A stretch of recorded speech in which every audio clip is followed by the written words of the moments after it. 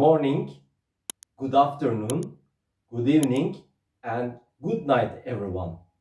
Yes, as you understand, our subject is time expressions. Already the video will be so short, so no need to waste time and let's start.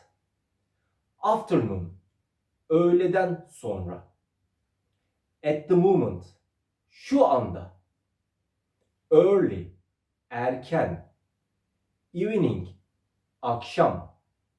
Last week, geçen hafta. Late, geç.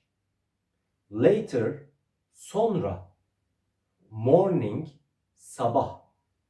Next week, gelecek hafta. Night, gece.